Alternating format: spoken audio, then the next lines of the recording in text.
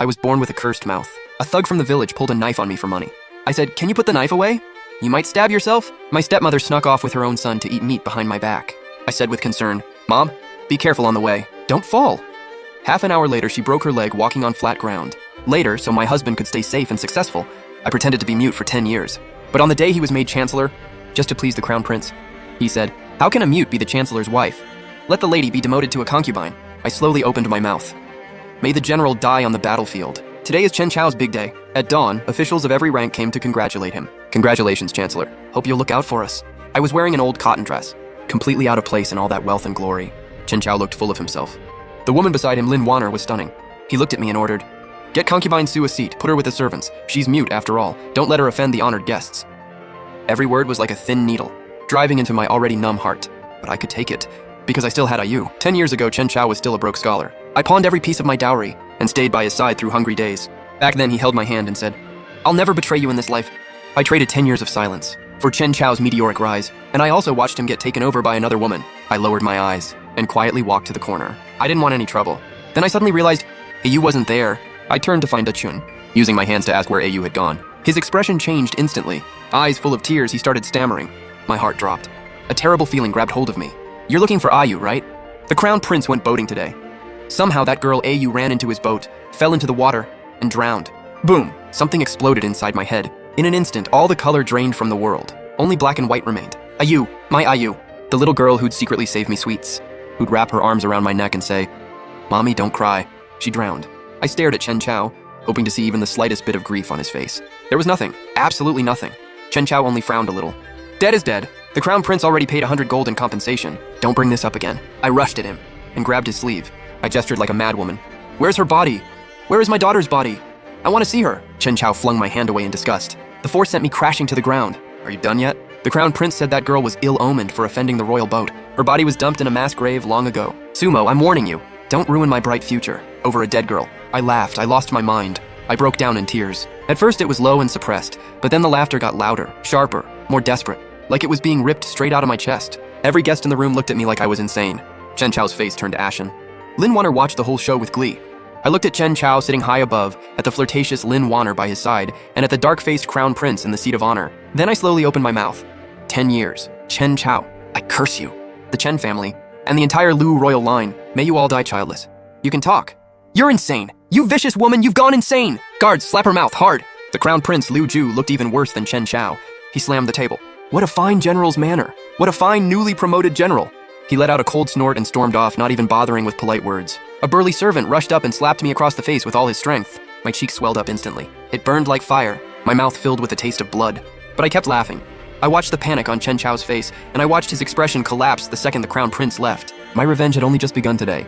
The cold wooden door shut in front of me and locked.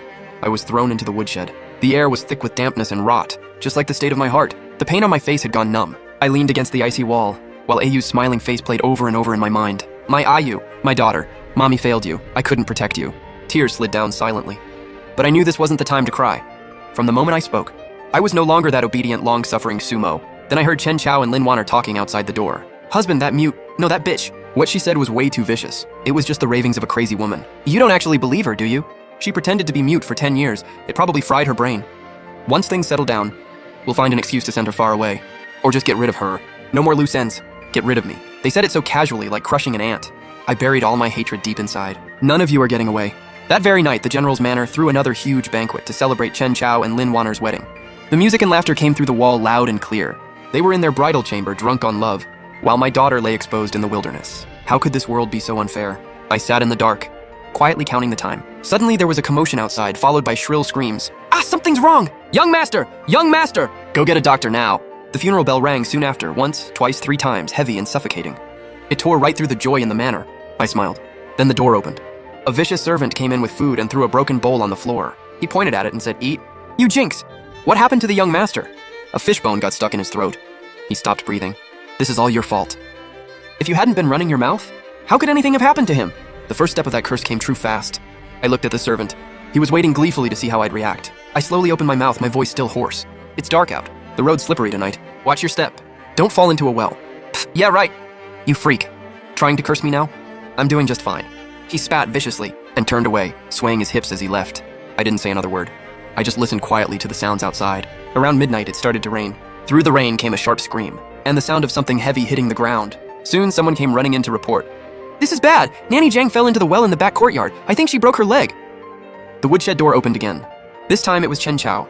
The look in his eyes wasn't just disgust anymore. For the first time ever, I saw fear. "You did this, didn't you?" His voice was tight. As he stared me down, I didn't answer. I just looked at him, at the man I once would have given everything for, who now felt like a total stranger. The way I looked at him got under his skin. He stepped toward me, closing in bit by bit. "What the hell are you? What kind of sorcery are you using?" I curled my lips into a cold smile. "A monster? Chen Chao? Put your hand on your conscience and ask yourself, who's the real monster here?" His face went pale, then flushed. I'd hit a nerve, he snapped in humiliation, and grabbed me by the throat. I couldn't breathe, but I didn't fight back. I wasn't afraid in the slightest. I just stared at him with those dead, empty eyes. Getting rid of me won't be that easy. My revenge is only going to keep coming. Enjoy your riches while you can. Days like this won't last much longer.